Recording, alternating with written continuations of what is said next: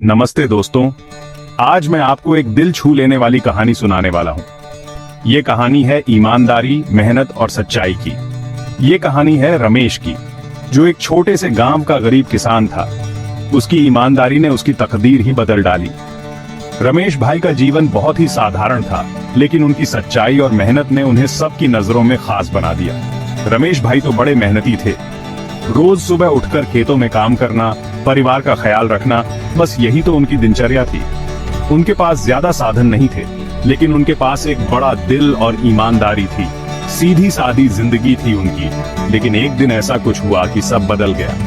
एक दिन जब सूरज की पहली किरणें खेतों में पड़ रही थीं, रमेश भाई अपने खेत में काम कर रहे थे। एक दिन खेत में काम करते करते रमेश भाई को खेत के पास एक सोने का सिक्का चमकता हुआ दिखा।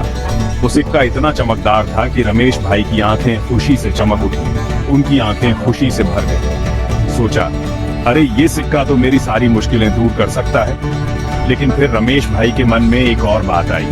अरे ये सिक्का तो मेरा है ही नहीं, किसी और का गिरा होगा। उनकी ईमानदारी ने उन्हें सही रास्ता दिखाया। उन्होंने फैसला किया कि चलो इसे गांव के प्रधान जी को दे देते हैं।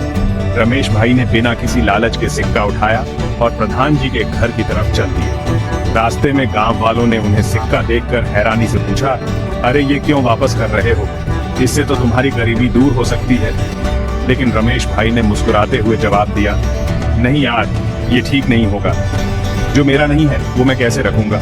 ईमानदारी से जीना ही तो असली दौलत है। प्रधान जी ने जब रमेश भाई की ये ईमानदारी देखी तो वो बहुत खुश हुए। उन्होंने रमेश भाई की तारीफ की और इनाम में उन्हें थोड़ी जमीन दे दी ताकि वो और अच्छी खेती कर सकें। प्रधान जी ने कहा, रमेश, तुम्हारी ईमानदारी ने हमें गर्व महसूस कराया है। रमेश भाई की ईमानदारी ने न सिर्फ उनकी इज्जत बढ़ाई, बल्कि उनके परिवार को भी खुशहाल बना दिया। गांव वाले उनकी मिसाल देने लगे और रमेश भाई की ये कहानी सबको ईमानदारी की अहमियत समझाने लगी। रमेश भाई की कहानी ने गांव में एक नई सोच को जन्म दिया। तो दोस्तों, ये थी रमेश भाई की कहानी। याद रखना, असली दौलत तो ईमानदारी में ही है। अगर हम सब रमेश भाई की तरह ईमानदार बने तो हमारा समाज और भी बेहतर बन सकता है। अगर आपको ये कहानी अच्छी लगी तो लाइक और शेयर जरूर करना। धन्यवाद। और हाँ, अगली बार फिर मिलेंगे एक और प्रेरणादायक कहानी के साथ।